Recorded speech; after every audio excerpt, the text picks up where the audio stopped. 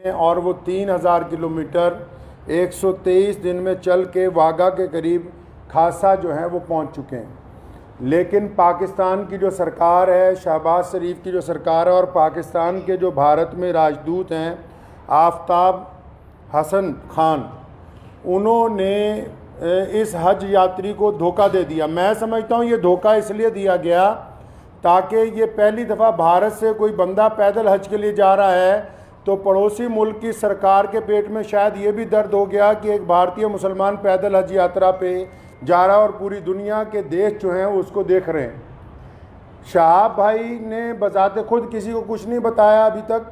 मैं अब तक, क्योंकि वो पंजाब, हम लोग पंजाब के रहने वाले हैं, भारतीय पंजाब के, और मैं उनसे अब तक 3-4 दफ़ा मिल चुका हूँ। मैंने पूरी बात जो उनसे मालूम की है, सारे डॉक्यूमेंट्स मैंने उनसे लिए हैं। तो ये बात बड़ी हैरत की खुल के सामने आई कि आप ये देखिए कि भारत सरकार ने और हमारी जितनी राज्य सरकारें हैं, जो हमारे सूबाई गवर्नमेंट्स हैं, जहाँ जहाँ से शहाब चतुर पैदल गुजरे हैं, हमारी सरकारों ने उनको प्रोटोकॉल भी दिया और सारे धर्मों के लोगों ने उनका जगह जगह स्वागत किया है।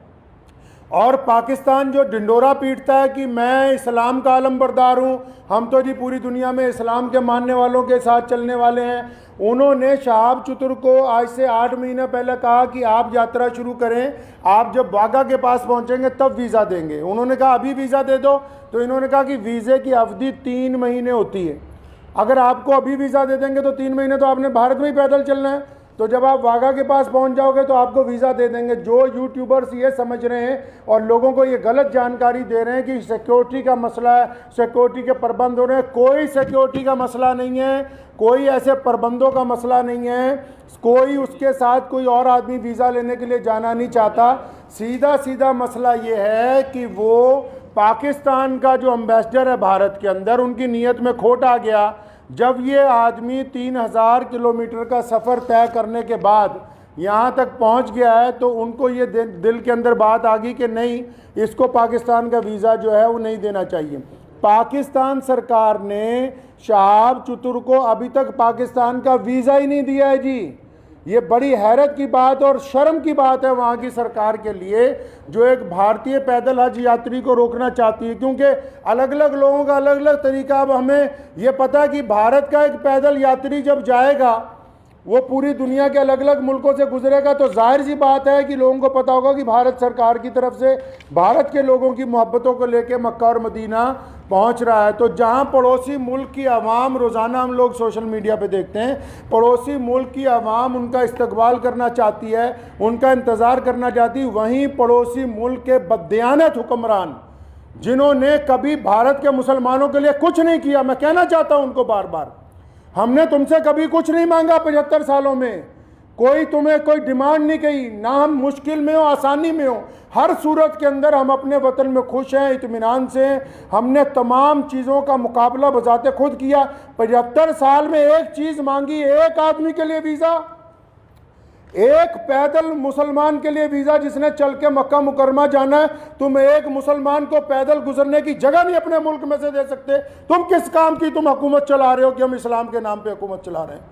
अफसोस है जो इस्लाम का नाम लेके वहाँ की हुकूमत बार बार कहती है कि हम इस्लाम का नाम लेके हुकूमत चला रहे हैं, इनके दिलों के अंदर खोट भरा हुआ है। अगर भारत के खिलाफ कोई बात करनी हो, अभी पाकिस्तान का सारा मीडिया चिल्लाने लगेगा। आज 15 दिन हो गए शहाब चतुर को आहिस्ता आहिस्ता चलते हुए, 15 दिन हो गए एक जगह पर रुके हुए। पाकिस्तान का जो खरीदार मीडिया वो भी चुप है, बोलने के लिए तैयार नहीं कि हमारा जो हाई कमिश्नर है वो बदमाशी कर रहा है एक मुसलमान के साथ।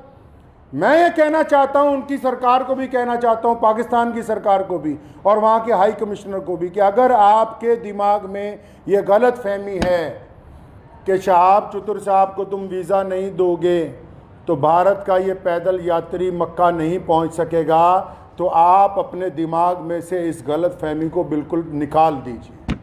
कुरान पाक में अल्लाह ताला फरमाते हैं, वह तुइज़्ज़ु मन तशा व तुज़िल्लु मन तशा, इज़्ज़त तो ज़िल्लत तो अल्लाह ताला देने वाला है, तुम कौन होते हो देने वाले। इसलिए अगर तुम हमें वीज़ा नहीं दोगे, हमारे यात्री को वीज़ा नहीं दोगे पैदल यात्रा करने का, वहाँ से मक्का जाने का वीज़ा, तो ये सारे रास्ते जो इस्लाम की तरफ जाते हैं पाकिस्तान से होके नहीं जाते।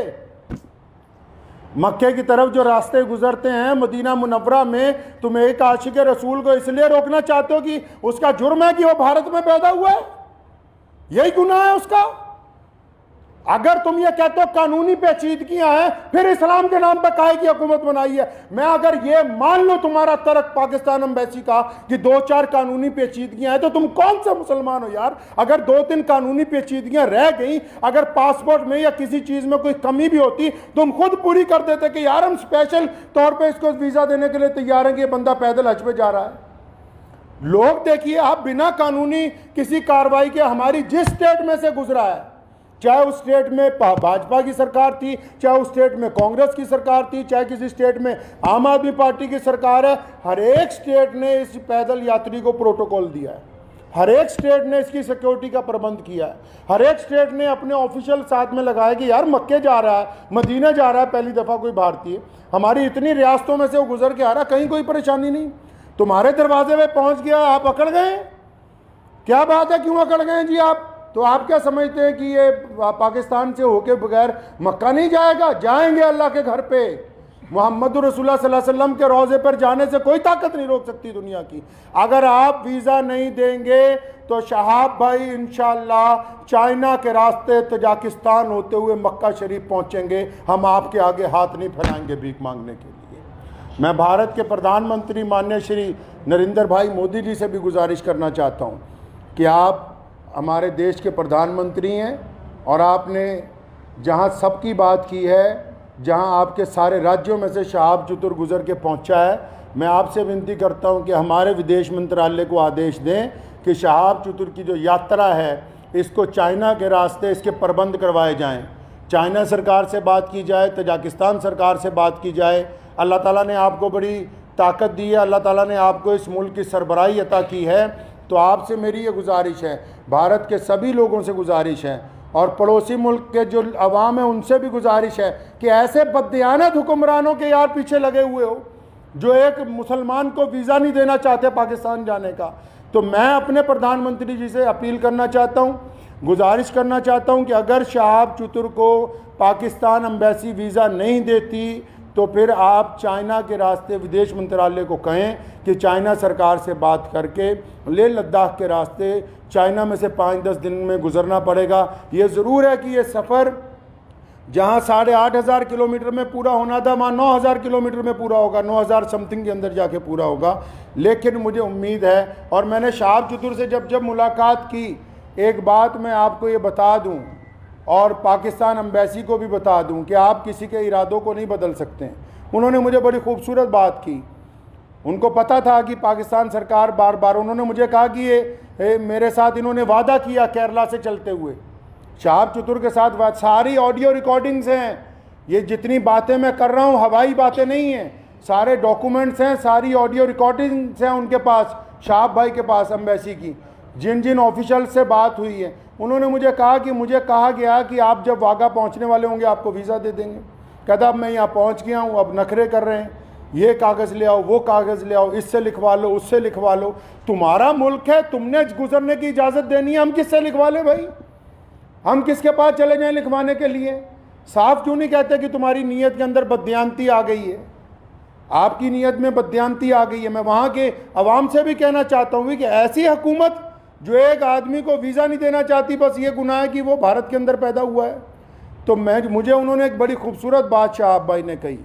तो जब मैंने उनको कहा कि अगर पाकिस्तान ने वीज़ा नहीं दिया या हम लोगों को बड़ा टाइम लग गया तो फिर क्या होगा, उन्होंने बड़ी खूबसूरत बात की, कहने लगे जितने साल मर्ज़ी लग जाएं मैं बिना हज किए हुए वापस अपने घर को नहीं जाऊँगा।